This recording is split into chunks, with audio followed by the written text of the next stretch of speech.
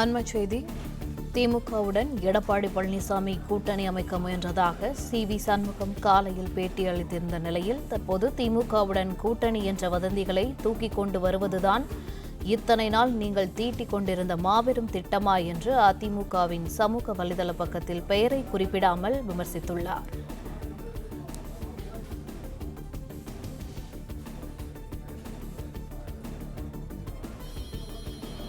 திமுகவில் செந்தில் பாலாஜியோடு அரை மணி நேரம் தனியாக என்ன பேசினீர்கள் என்பதையும் சொல்வீர்களா என்றும் அந்த விமர்சனத்தில் தெரிவிக்கப்பட்டுள்ளது. இது தொடர்பான கூடுதல் விவரங்களை எமது செய்தியாளர் ராஜகுமரன் வழங்க கேட்கலாம்.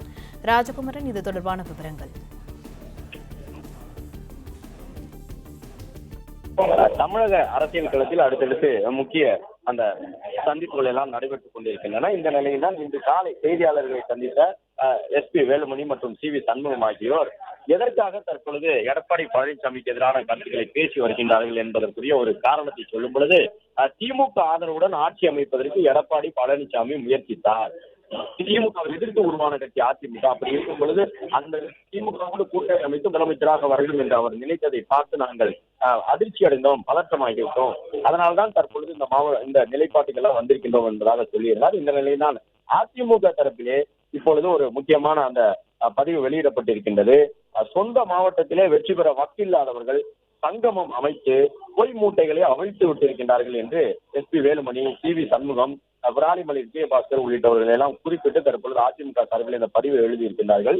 திமுகவுடன் கூட்டணி என்று ஊடகங்களில் வந்த சில வதந்திகளை தூக்கி கொண்டு வருவதை இத்தனை நாள் நீங்கள் திட்டம் தீட்டிக் கொண்டிருந்தீர்களா என்ற ஒரு கேள்வியையும் அதிமுக முன்வைத்திருக்கின்றது. ஏனென்றால் அதே ஊடகங்களிலே நீங்கள் 3 பேரும் எஸ்.பி. வேலுமணி, சி.வி. சண்முகம், விஜயபாஸ்கர் ஆகியோர் தமிழக வெற்றிக் கழகத்தினுடைய தலைமையிடம் அமைச்சர் பதவிக்கு மண்டியிட்டு கிடப்பதாக கூட செய்திகள் வருகின்றது.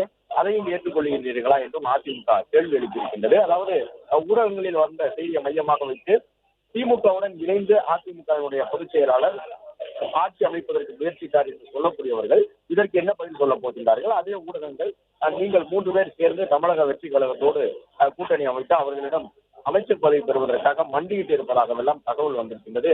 அதை ஏற்றுக்கொள்கிறீர்களா என்று கேள்வி எழுப்பியிருக்கக்கூடிய அதிமுக, ஆளுங்கட்சி பக்கம் பாராட்ட செல்கின்றோம் என்று சொல்லிவிட்டீர்களே, பிறகு நேற்று திமுகவினுடைய செந்தில் பாலாஜியோடு அரை மணி நேரம் தனியாக என்ன பேசினீர்கள் என்பதையும் சொல்வீர்களா என்று கேள்வி எழுப்பியிருக்கின்றது.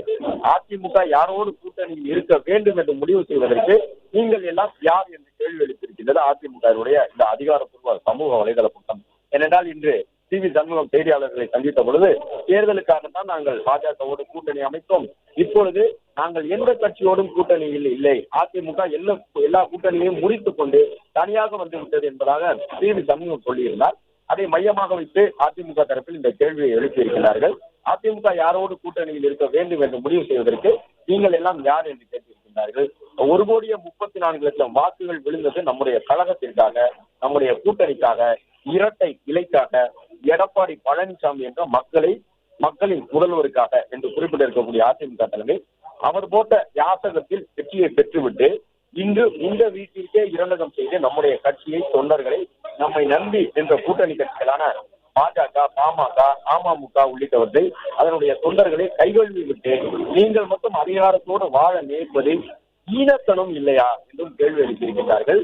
நீங்கள் எல்லாம் அவ்வளவு பெரிய தலைவர்கள் என்றால் உங்கள் சொந்த மாவட்டத்தில் என்ன கிழித்தீர்கள்? உங்கள் இந்த அதிகார திமிர் என்பது பண்ணையார்தனத்தை இன்னும் எத்தனை ஆண்டுகள் தான் தொண்டர்கள் பொறுத்துக் கொள்ள வேண்டும் என்றும் கேள்வி எழுப்பியிருக்கிறார்கள்.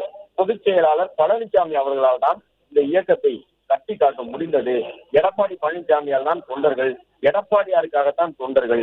இந்த இயக்கம் சில சட்டமன்ற உறுப்பினர்களின் இயக்கம் அல்ல, தொண்டர்களின் இயக்கம் என்று குறிப்பிட்டிருக்கின்றார்கள்.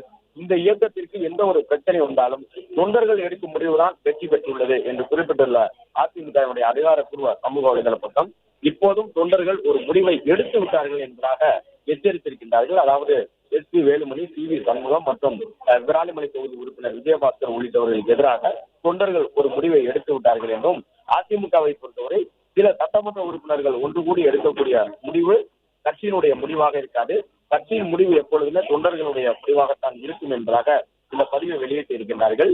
இன்று காலை செய்தியாளர்களை சந்தித்த எஸ்.பி. வேலுமணி, சி.வி. சண்முகம் ஆகியவர்கள் ஒரு கருத்தை சொல்லியிருந்தார்கள். திமுகவோடு கூட்டணி வைத்து முதலமைச்சர் அவருக்கு எடப்பாடி பழனிசாமி முயற்சித்தார் என்று, அது வதந்தி என்று குறிப்பிட்டிருக்கக்கூடிய அதிமுக தரப்பினர். அதே போன்று 3 பேர் சேர்ந்து கொண்டு SP Velumani, C V Shanmugam, Vijayabaskar மூவரையும் மறைமுகமாக குறிப்பிட்டு தமிழக வெற்றி கழகத்தின் தலைமையிடம் சென்று தங்களுக்கு அமைச்சர் பதவி வேண்டும் என்று மண்டியிட்டு கிடப்பதாக கூட செய்திகள் வந்திருக்கின்றன. அது மட்டுமல்லாமல் திமுகவை சேர்ந்த செந்தில் பாலாஜியுடன் சட்டப்பேரவை வளாகத்திலே நீங்கள் பேசியது என்ன என்றெல்லாம் கேள்வி எழுப்பியிருக்கின்றார்கள்.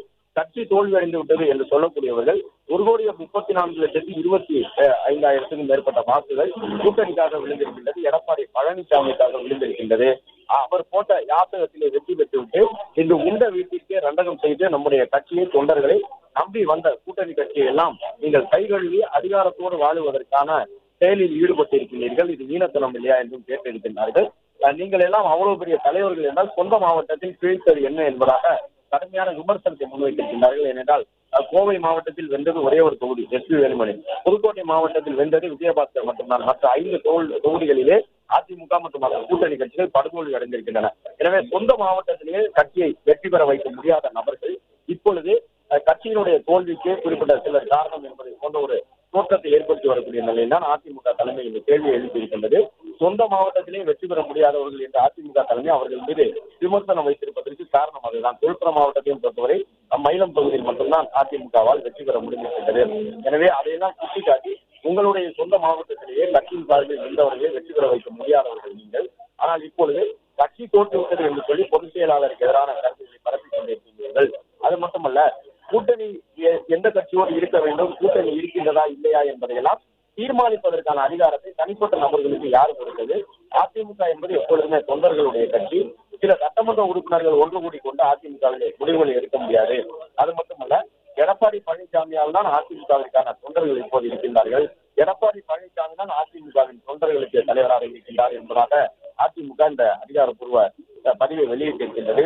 அது மட்டுமல்லாமல் இந்த அதிகாரத்தின் மீது பண்ணையார்த்தனம் இன்னும் எத்தனை ஆண்டுகள் தொடரும் என்று கேள்வி எழுப்பியிருக்கக்கூடிய அதிமுக தலைமை இந்த இயக்கத்திற்கு அதிமுகவிற்கு எந்த ஒரு பிரச்சனை வந்தாலும் தொண்டர்கள் எடுக்கும் முடிவுதான் இறுதியில் வெற்றி பெறும். அதுதான் கடந்த காலத்திலும் நடந்திருக்கின்றது.